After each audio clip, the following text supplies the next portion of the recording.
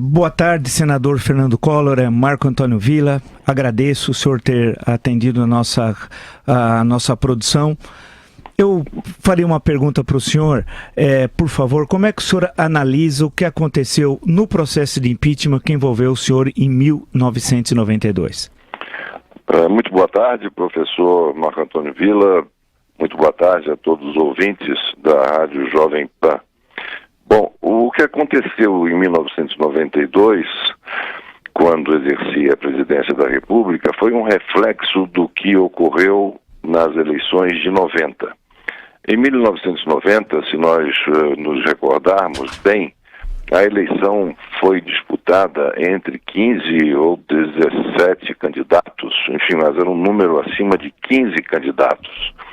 Dentre esses candidatos estavam todos os cabeças coroadas da política nacional à época, começando pelo saudoso Dr. Ulisses Guimarães, passando pelo ex-presidente Lula, passando pelo Mário Covas, passando pelo Paulo Maluf, passando pelo governador, também saudosa memória, Leonel Brizola. Enfim, eram pessoas assim de grandes serviços prestados à consolidação democrática e à política nacional. E eu era, no momento, um outsider da política, governador de um pequeno estado que ganhou notoriedade pelo trabalho que estava executando em termos de modernização do estado, de tentar equilibrar as contas da gestão, enfim, isso ganhou alguma notoriedade. O que alavancou a minha candidatura à presidência da República, de modo que disputei com todos esses candidatos, não é? E, sim, naturalmente, quando me elegi, todos esses candidatos, eles estavam com suas representações no Congresso Nacional. Eu tomei posse em 1990, em março de 90, com um Congresso eleito em 1986. Portanto, um Congresso da época do Cruzado. E um Congresso, porque a minha eleição foi solteira, um Congresso que não refletia o momento em que eu fui eleito.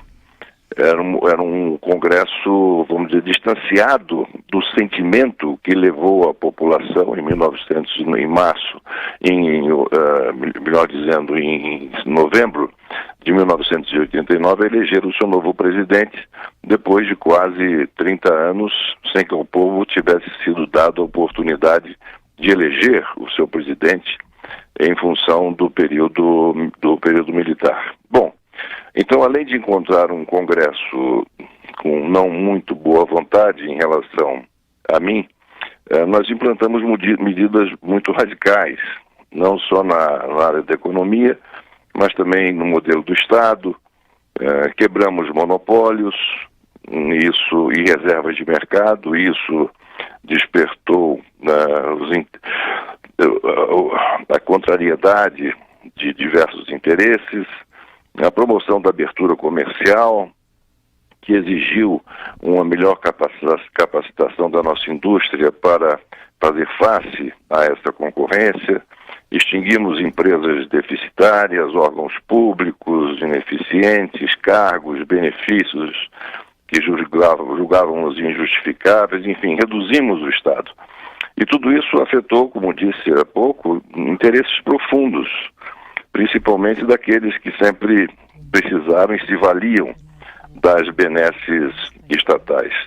Eu acho que esses foram, assim, os aspectos que constituíam essencialmente o pano de fundo do impeachment que ocorreu 2 anos depois.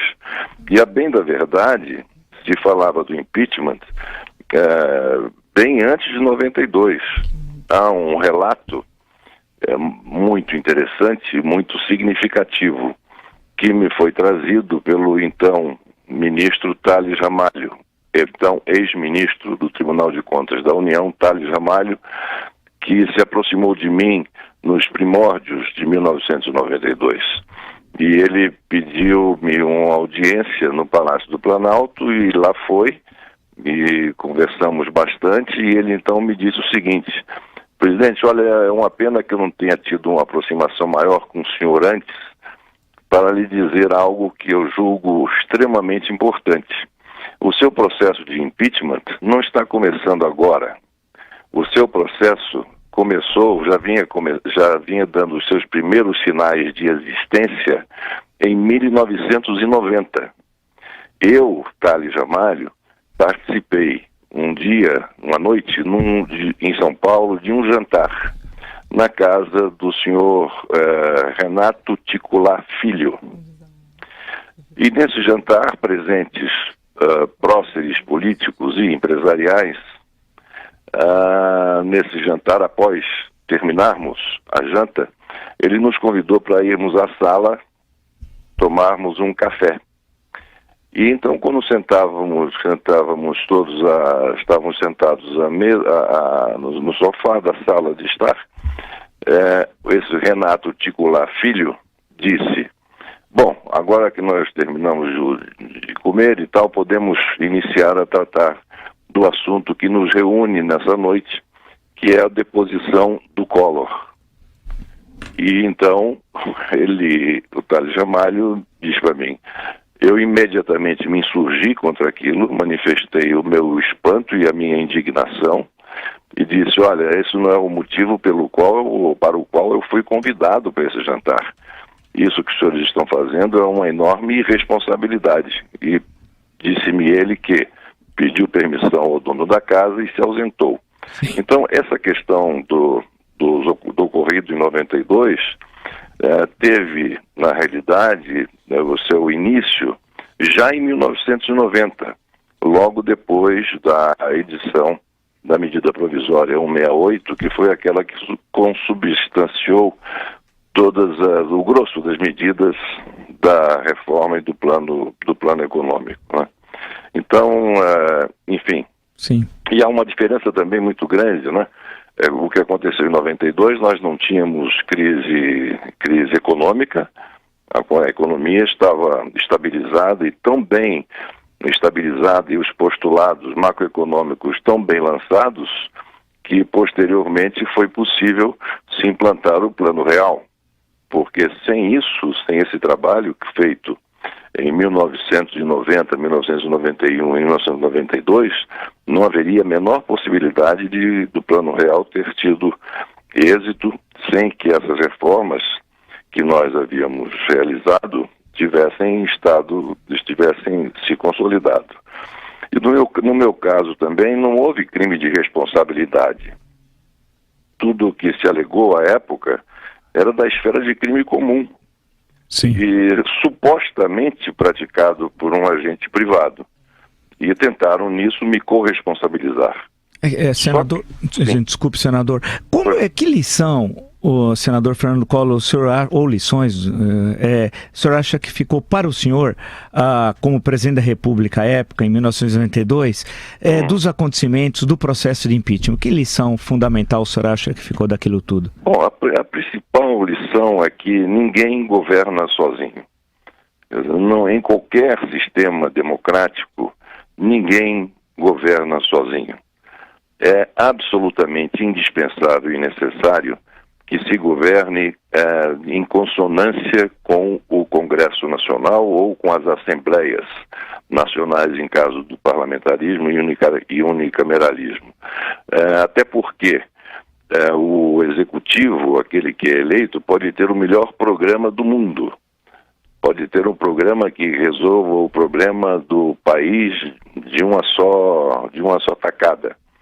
Mas acontece que o melhor programa que seja este, ele só conseguirá se viabilizar se tiver sido aprovado pelo Congresso. De modo que essa interação entre executivo e legislativo é de fundamental importância. E no meu caso, eu não dei a importância devida a esse relacionamento. Eu fiquei muito ocupado com a agenda administrativa, com a agenda do dia a dia, da execução dos programas e dos projetos, que dei pouca importância à relação política com o Congresso Nacional.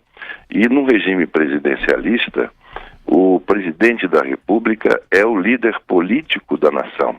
E sendo o líder político da nação, ele tem que destinar grande parte do seu tempo às relações políticas com a casa que faz política, que é o Legislativo, que é o Congresso Nacional. E isso foi sem dúvida um equívoco grande, é uma lição que realmente aprendi, ademais de todo o sofrimento decorrente de todo o resto que enfim, tive que enfrentar, afastado da política por 8 anos, tendo no meu mandato os meus direitos políticos cassados, enfim, e todos os problemas decorrentes disso, no campo pessoal, familiar, né, das amizades, da minha relação com a população, todo esse sofrimento que me serviu de ensinamento e de lição, que acredito tenha aproveitado em grande parte para melhorar a minha capacidade de entender a natureza humana e de poder, em consequência, atuar. Senador Fernando Collor, 24 anos depois, o Brasil vive um novo processo de impeachment. Desta vez, o senhor não é acusado, o senhor é juiz.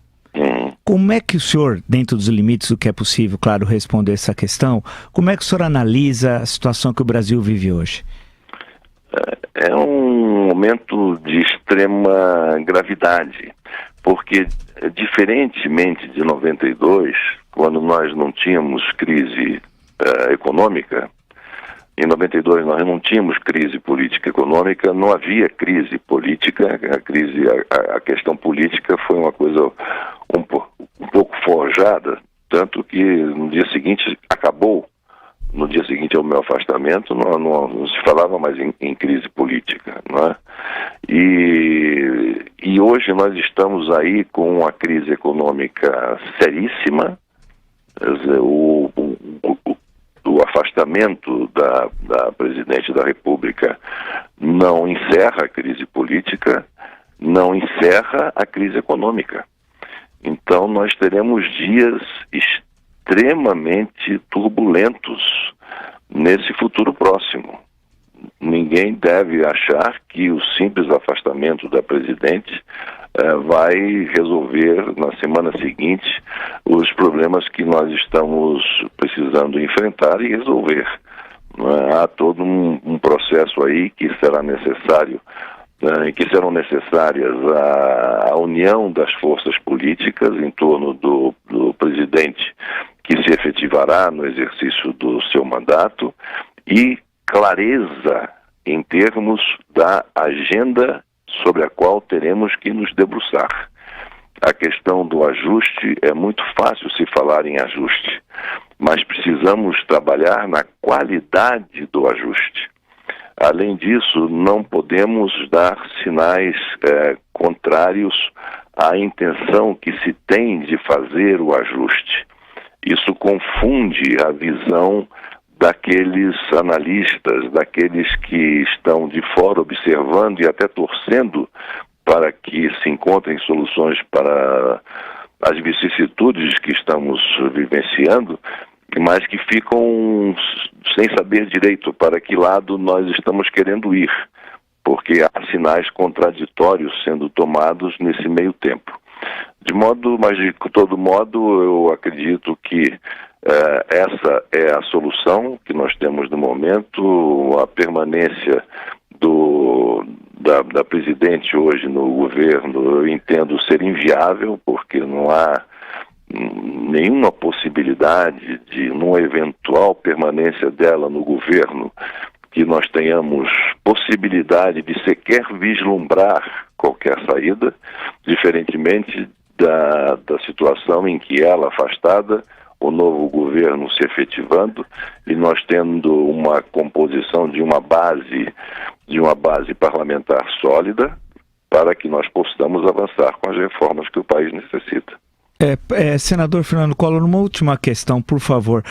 Em 1992, o senhor era acusado, volto a dizer, hoje o senhor é juiz. O senhor tem algum sentimento de vingança?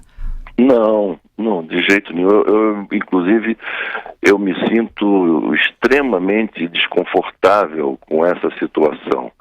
O destino e a história me reservou este momento, né? E o destino me conduziu a esse instante. É uma coisa que as forças que se movimentaram para me apear do poder em 92 são as forças que agora estão sendo apeadas. A casa que me cassou os direitos políticos, que é o Senado Federal, é a casa à qual hoje eu pertenço. E quando o Senado da República se transforma em tribunal de júri, presidido pelo Senado, pelo presidente do Supremo Tribunal Federal, eu, como senador da República, sou um juiz. Então, a história me trouxe para este momento, né, e o destino me conduziu a isto. É uma situação desconfortável para mim, sem dúvida que é. É muito desconfortável porque eu fico imaginando, não é, todo o sofrimento por que está passando aquela chefe de Estado e de governo que está para ser destituída. Eu imagino todo o desassossego que ela vem passando e enfrentando, mas, enfim, é o meu dever constitucional de atuar como juiz e de poder fazer o meu julgamento de acordo com o que eu entenda ser aquilo que realmente esteja ocorrendo. Ou seja, há existência de crimes de responsabilidade, sim ou não. Preceitua a Lei 1079 de 1950, que por sinal é uma lei que precisa ser revista, mas isso é um outro assunto. Ela preceitua que é passível de crime de responsabilidade nos casos tais, dentre eles se enquadra essa questão da assinatura de decretos sem autorização legislativa e também a utilização de bancos públicos para financiar o ente público, seu controlador. Então, são fatos que estão comprovados pela denúncia e que leva fatalmente a essa chefe de Estado estar em curso no crime de responsabilidade, punível pela legislação e pela Constituição com a perda de mandato e a consequente inelegibilidade pelo prazo de 8 anos. Senador Fernando Collor, agradeço a gentileza do senhor ter recebido aí a Jovem Pan e vamos aguardar e acompanhar aí agora a sessão de hoje, que continua amanhã e deve ir até a madrugada de quarta-feira pelo jeito, né? Eu acho que sim. Valeu, muito obrigado, senador. Muito obrigado, professor.